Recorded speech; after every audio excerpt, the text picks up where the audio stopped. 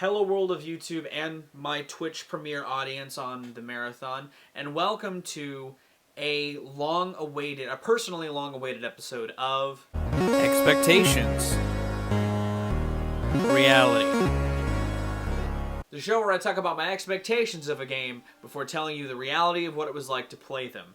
And this week, I'm going to be talking about a game that's been on my bucket list pretty much since it came out. It's a game that I, even before playing it for the stream, did not know really much about it outside of the framework of the game, and I will say it was such an enriching experience to play it through that lens. The game in question is the PlayStation 2 classic Shadow of the Colossus. A little bit of full disclosure here, I casually mention it, but I am playing the Blue Point Games remake in this video because I've never had a chance to get the original, and I know that, and as I mentioned in the review, Blue Point did their best to give people who liked the original the chance to experience it as far as the controls are considered. A game that I was well into gaming around the time it came out. I was 13 at the time, and was watching G4 and was reading Game Informer, and I saw this game come out on a console that I did not have. I didn't have a PS2 in 2005, and my mom's boyfriend at the time did, but I didn't buy games for it for my own use because I didn't have one. And yet I had seen this game get all sorts of accolades. X-Play gave it high praise. Game Informer threw a shit ton at it. It was just a high-selling, highly praised game that I never got to play. But instead of indulging in it from a third-person perspective when I was getting into gaming on the internet, I decided to withhold myself from it for years, for a decade, for almost 2 decades. Shadow of the Colossus has been this white whale of gaming that I have wanted to conquer for the longest time, you know, and I always had it in the back of my mind, you know, as this larger-than-life experience, you know, and it helped that, like, the monsters I was fighting were, in fact, larger than life. You know, I knew that the story was, like, simple in concept, but I'm glad I didn't know the story in full before playing the game. It was such a rewarding experience that I was glad I got to share with you guys. Streaming this game was a lot of fun. I'll talk about it a bit more in the reality section, but I got to meet some of the community of this game while streaming it, and it was really nice to see. You know, it was really cool to get sort of have a discussion about this game while playing it. You know, I thought it was really, really cool, and it made the stream even more fun. But I will say, because of all of this hype and the game still being regarded as a classic, it has a remake that is what I played that I think is a great way to play the game personally. I don't think I had a detractory experience playing the remaster. I think that it's a great remaster. Generally, the framework of the game is fantastic. I think that having this big world to explore with stuff inside of it to find while fighting these giant monsters is a great adventure. I feel like the game feels great to control. One of the things I had heard about the game prior to playing was that the controls were weird, but when playing it, it's like learning a language. You know, that's one of the things I love about Katamari Damacy. You know, and Jet Set Radio. You know, some of my favorite games of all time to talk about are games with a different type of control scheme. You know, The World Ends With You. Most of the games I've covered in the Classic Games Breakdown have been games with weird controls. So are you surprised? I like this game in that regard. In the playthrough I did on the remake, I played with the classic controls because I wanted the purest experience I could have in this remake, which looked gorgeous, by the way. The game has this very well nuanced art style and runs with it. You know, I really enjoy the environments in the game. I love exploring the world on my horse. I feel like it's very satisfying to just ride through the fields. You know, I think that it's interesting that a world like this has no enemies on it, but it also makes sense if it's the home of these giant roaming monsters, these giant roaming beasts that just demolish anything in their path.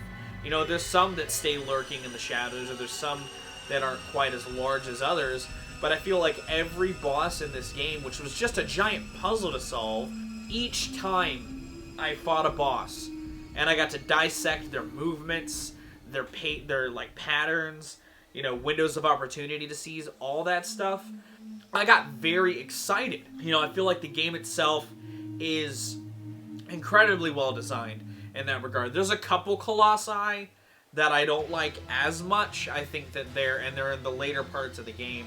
And if you've watched me stream, you already know the ones I'm thinking of, especially the one in the water. The giant island guy, the giant island Colossus, I did not like.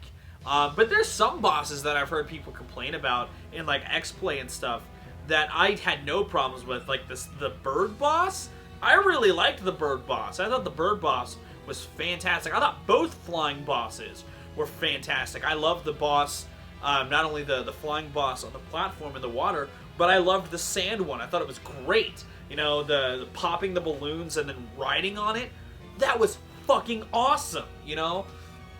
Playing this game as an adventure game is so fantastic. You know, like, I could see maybe this game being inspired by Zelda a little bit, and while it gives me, like, a Zelda-like feeling in its parts of its presentation, I think it, as an adventure game itself, it's just so unique.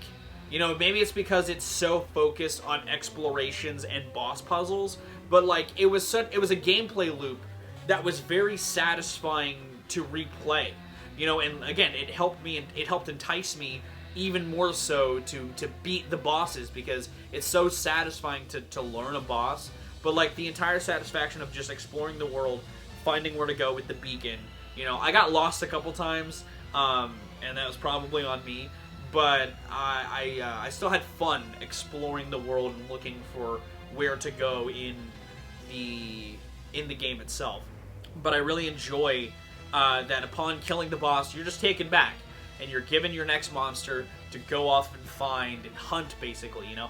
Monster Hunter is a great gameplay loop comparison to Shadow of the Colossus, to be honest. Like, I know that gameplay-wise, Monster Hunter kind of looks a little Souls-ish, and it kind of feels like it a bit to me. That's one of the things I like about it. I like that third-person methodical combat. I think it's great. It's one of the things I liked about For Honor, but that's a conversation for another day. I feel like Shadow of the Colossus doesn't feel that much like that whole tangent I was about to go on. Shadow of the Colossus in general just has a very fun gameplay loop, but on top of that, there's a bit of a spoiler warning for Shadow of the Colossus. I'm going to talk about the ending and stuff, so if you've never played the game, and you're watching this on Twitch, and you're watching the stream,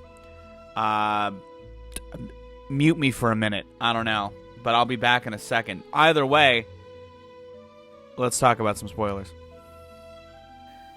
The ending of this game is fucking soul-crushing, and I didn't see it coming, and then the extents that you have to put yourself through upon, you know, dying, it's heart-wrenching, you know? It's a heart-wrenching game.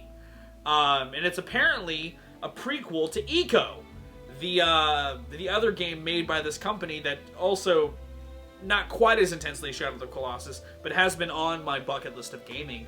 So I do actually, after beating Shadow of the Colossus, want to play Eco more, which I think is great.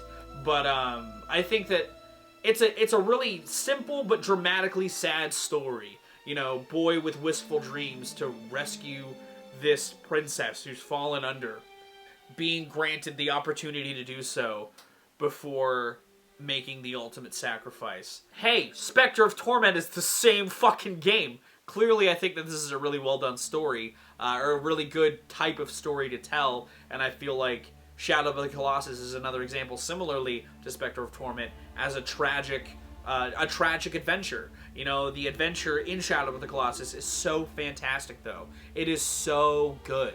The music in this game, fantastic. Again, a lot of the boss design in this game, really good. There's some I like more than others outside of the island boss. I also had issues with the bull boss the first time, mostly again because I'm an idiot, But both bull bosses I wasn't the biggest fan of, as much as like the fish boss. I thought the gameplay loop on the fish boss was great.